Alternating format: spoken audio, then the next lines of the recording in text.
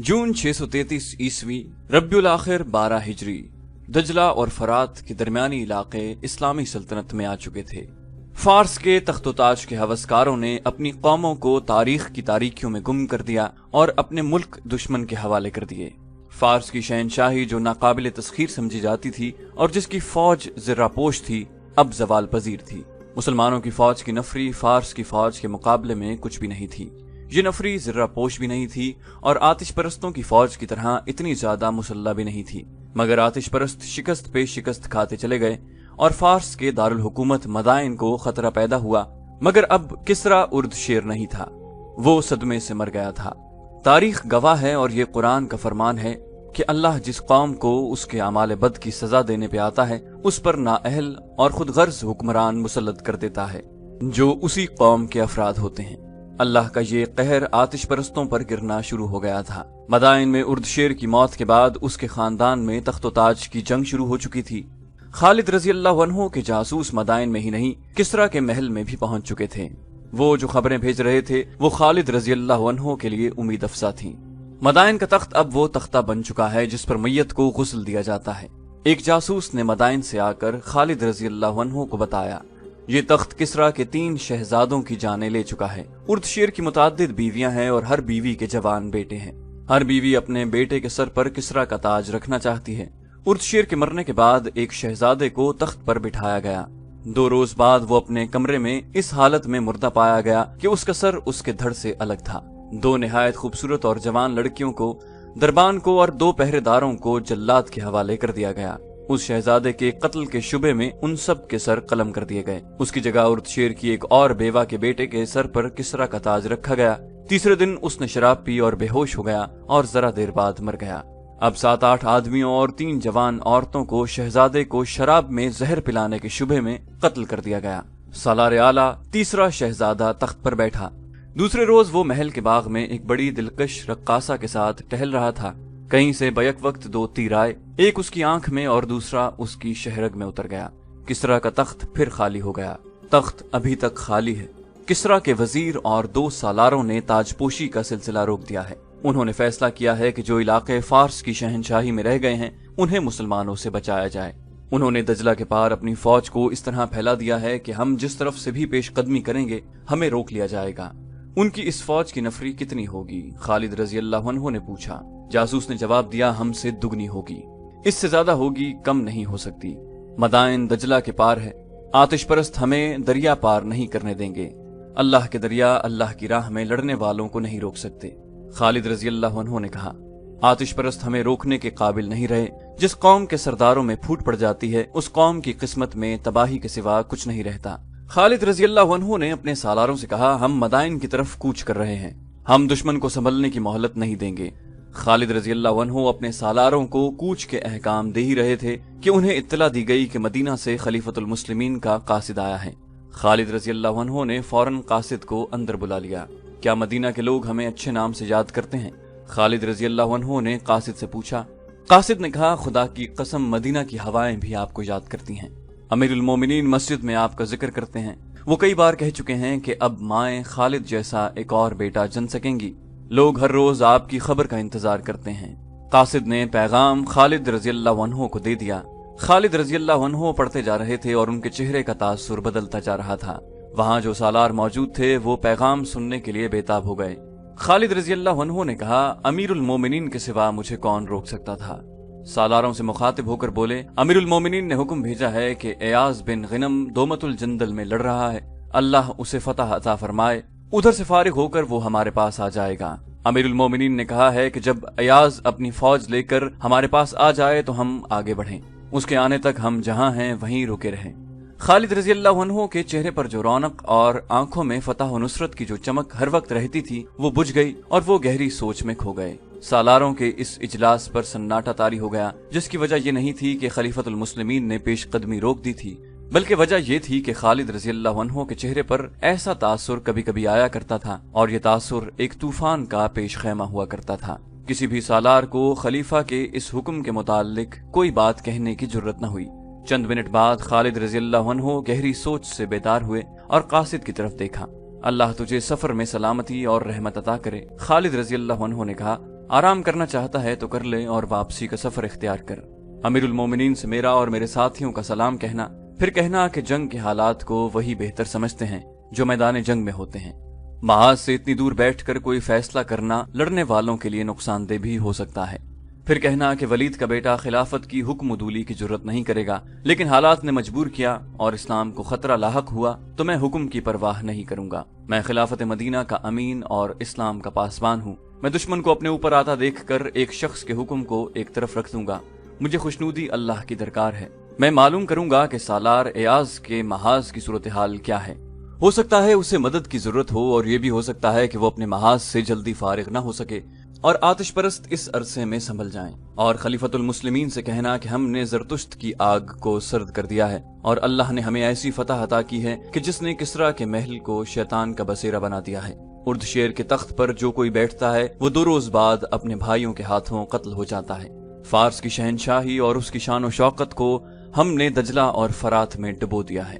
हैरा, जिसे फारस का हीरा कहते हैं, हमारा फौजी अड्डा है। हमारे लिए दुआ करते रहिए। कासिद की रवानगी के बाद खालिद रज़ियल्लाहु अन्हु ने एक कमांदार को बुलाकर कहा कि अपने साथ 2 बड़े तेज और तवाना सिपाही लेकर बहुत तेज रफ्तार से दौमतुल जंदल जाए और गौर से देखे कि वहाँ क्या सूरत हाल है और सालार एयाज बिन गिनम कब तक फारिग हो सकेंगे और क्या उनके जल्दी फारिग होने का इम्कान है भी या नहीं। कमांदार उसी वक्त रवाना हो गया। खालिद रज़ियल्लाहु अन्हु ने अपने सालारों से कहा, खलीफतुल मुस्लिमीन के इस हुक्म को जो तुमने सुना है ज़हन से उतार दो। दिल में खिलाफत मदीना का पूरा एहतराम रखते हुए इन हालात को देखो जो हमने आतिश परस्तों के लिए पैदा कर दिए हैं। अगर हम एयाज के इंतजार में यहीं बैठे रहे तो किसरा की फौज को संभलने का मौका मिल जाएगा। खुदा की कसम तुम सब यकीन के साथ कह सकते हो कि किसरा की फौज पर तुमने जो खौफ तारी कर दिया है वो उन्हें किसी मैदान में तुम्हारे खिलाफ मुकाबले के लिए नहीं ठहरने देगा। और मदाइन के महल्लात में तख्त नशीनी पर जो कत्ल गारत हो रही है वो हमारे हक में जाती है। कौम के सरदारों में जब तख्त नशीनी वजह पैकार बन जाती है तो फौज ऐसी तलवार की मानिंद हो जाती है जो बड़े ही ढीले और कमजोर हाथों में हो। सालार आसिम बिन अमर ने कहा, हाँ इब्ने वलीद, किसरा के जिन सालारों ने फारस के बचे हुए इलाकों में अपनी फौज फैला दी है वो सालार भी तख्त के ख्वाहिशमंद होंगे। वो हम पर फतह हासिल करके फारस के तख्त पर काबिज होना चाहते हैं। अगर ऐसा हुआ तो फारस जल्दी तबाह होगा। सालार अदी बिन हातिम ने कहा, सालारों के दिमागों पर जब तख्त ताज सवार हो जाता है तो वो अपने मुल्क और कौम को बड़ी जल्दी तबाह कर देते हैं। जब तवज्जो तख्त के लफ्ज और अपनी जात पर मरकूज हो जाती है तो निगाहें दुश्मन से हट जाती हैं। खालिद रज़ियल्लाहु अन्हु ने कहा, मैं इन हालात से फायदा उठाऊंगा। अपनी फौज को तैयारी की हालत में रखो। हम आखिरी फैसला दौमतुल जंदल की सूरत हाल मालूम हो जाने पर करेंगे। दौमतुल जंदल की सूरत हाल सालार एयाज बिन गिनम के लिए मखदूश थी। दौमतुल जंदल उस दौर का मशहूर तिजारती मरकज था। आज के इराक और शाम की शाहराहें यहीं आकर मिलती थीं। रसूल अकरम सल्लल्लाहु अलैहि वसल्लम ने तबूक पर चढ़ाई की थी तो इस दौरान खालिद रज़ियल्लाहु अन्हु दौमतुल जंदल तक पहुंचे और यहाँ के कले से कलादार उकीदर बिन मालिक को गिरफ्तार करके रसूल अकरम सल्लल्लाहु अलैहि वसल्लम के हुजूर पेश किया था। उकीदर बिन मालिक ने इस्लाम तो कबूल न किया, रसूल अल्लाह सल्लल्लाहु अलैहि वसल्लम की इताअत कबूल कर ली थी, लेकिन हुजूर सल्लल्लाहु अलैहि वसल्लम की वफात के बाद इर्तिदाद का फितना उठा तो उस शख्स ने मदीना की वफादारी तर्क कर दी और ईसाइयों और बुत परस्तों के साथ मिलकर उसका सरदार बन गया था। अबू बकर रज़ियल्लाहु अन्हु ने उकीदर बिन मालिक की सरदारी को खत्म और उसके जेरे असर गैर मुस्लिम कबाइल को अपने जेरे नगी करने के लिए सालार एयाज बिन गिनम को भेजा था। एयाज तजर्बाकार सालार थे, लेकिन दौमतुल जंदल पहुंचे तो देखा कि ईसाइयों का एक बहुत बड़ा कबीला जो कल्ब कहलाता था अपने इलाके के दिफा के लिए तैयार था। ये कबीला जंगो जदल में शोहरत रखता था। एयाज ने किले को मुहासरे में ले लिया, लेकिन ईसाइयों ने बाहर से मुसलमानों को मुहासरे में ले लिया। एयाज की फौज को आगे भी और अकब में भी लड़ना पड़ा। इस सूरत हाल ने जंग को ऐसा तूल दिया जो खत्म होता नजर नहीं आता था और ये सूरत हाल एयाज के लिए रोज बरोज मखदूश होती जा रही थी। खालिद रज़ियल्लाहु अन्हु का भेजा हुआ कमांदार वापस आया तो उसने खालिद रज़ियल्लाहु अन्हु को बताया कि एयाज बिन गिनम कैसे आएगा, उसे तो खुद मदद की जरूरत है। कमांदार ने दौमतुल जंदल में एयाज और दुश्मन की फौजों की पोजीशनें तफसील से बयान की। खुदा की कसम मैं यहाँ इंतजार में फारिग नहीं बैठ सकता, खालिद रज़ियल्लाहु अन्हु ने पुरजोश आवाज में कहा। पेशतर इसके कि दुश्मन आगे आ जाए मैं आगे बढ़ूंगा। मदाइन की शहर पनाह मुझे पुकार रही है, कूच की तैयारी करो। मशहूर मौरिख तिबरी और बिलाजरी ने लिखा है कि खालिद रज़ियल्लाहु अन्हु की खुदसरी और सरकशी मशहूर थी। वो चैन से बैठने वाले सालार नहीं थे।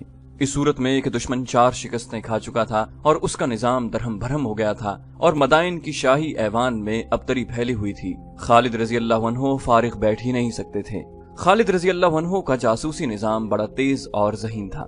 اس میں زیادہ تر وہ مسلمان تھے جو فارس میں غلاموں جیسی زندگی بسر کر رہے تھے۔ وہ ان علاقوں سے واقف تھے اور مختلف قبیلوں کی زبانیں بول سکتے تھے اور ان کا بہروپ دھار سکتے تھے۔ وہ مدائن کے محلات کے اندر کی خبریں لے آئے تھے۔